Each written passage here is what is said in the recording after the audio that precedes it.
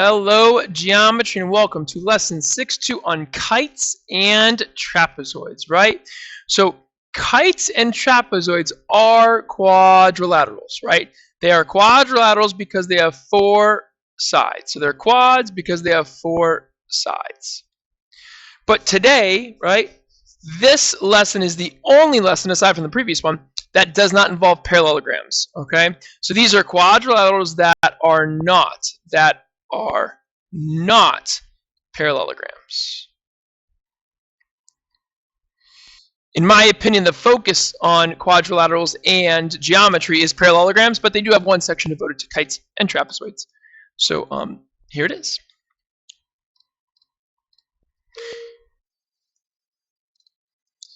All right, so example 1, how are the diagonals of a kite related, right? So we want to focus on the diagonals of the kite.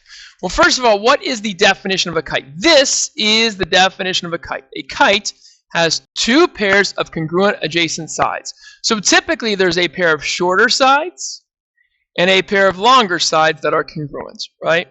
Okay. So how are we going to talk about these diagonals?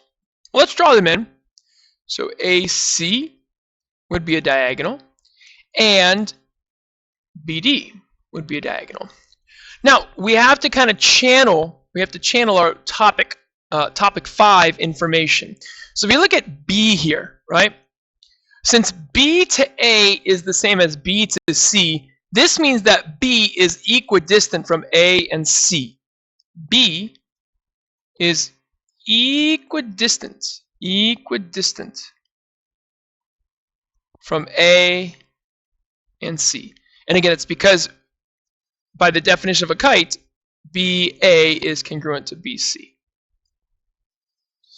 So from lesson, I think 5.1 or 5.2, that means that B lies on the perpendicular bisector of segment AC. So B lies on the perpendicular bisector of segment AC. So what that means is, right, that this is perpendicular here, and that A to that point is congruent or equal to C to that point. So how do we summarize this, right? Well, there are two things that these diagonals do. Number one, the more important one, the diagonals are perpendicular. So in a kite, your diagonals are perpendicular. So that means that segment AC is perpendicular to segment BD, right? And you have a bunch of right angles, right?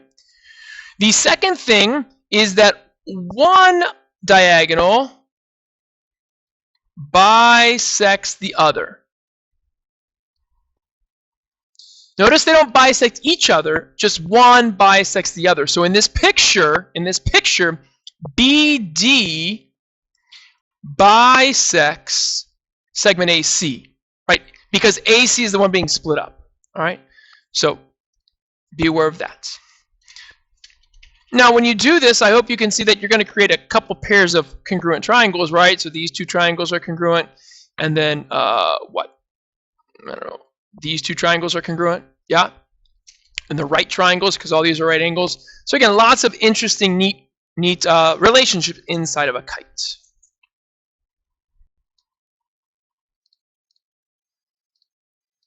Okay, so here's your formal slide on this property.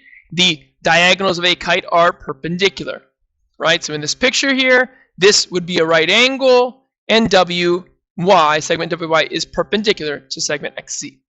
Here's a picture of a kite over here. Let's go ahead and explore this using Isosceles. Let's see what it has to offer.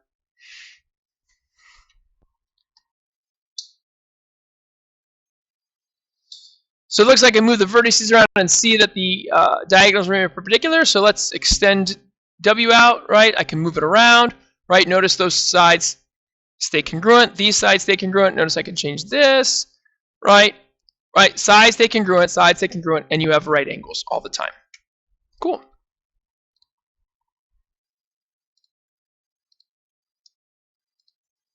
All right, so let's take a look at the next problem here. All right, let's do some math. Here we go.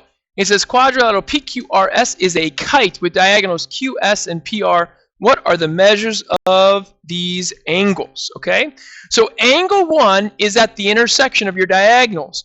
Remember that your diagonals are perpendicular, right? So for angle 1, we know that segment QS is perpendicular to PR, which means that the measure of angle 1 is going to equal 90 degrees because it creates right angles. Okay, for 2, now we're going to focus on this triangle here, right? So in angle 2, this is also a right angle because of the diagonals being perpendicular. So if we focus on triangle PQT, we know that the measure of angle 2 plus 90 plus 35 has to equal 180. So that's the measure of angle 2 plus 125 equals 180. And we'll subtract 125 from both sides. And the measure of angle 2 equals 55 degrees. So there's the measure of angle 2. And now to find the measure of angle 3, there's a couple different ways to do this, right? You can see that this triangle and this triangle are congruent. So remember, diagonal bisected, right angles. So these two triangles are congruent by HL. So we could use that. Or if you look at this top triangle here, right? I kind of didn't mention this, but remember in a kite, because you have two consecutive congruent sides, it creates two isosceles triangles, right? This big triangle on the right here and this smaller triangle on the left, these are isosceles.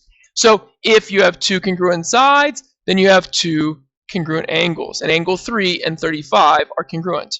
So because of that isosceles triangle, the measure of angle 3 is the same as that 35 degrees. Either way you want to slice it, we're good to go. Okay, so that's our kite talk for this lesson. I'm going to stop this video and we're going to do the next video on trapezoids.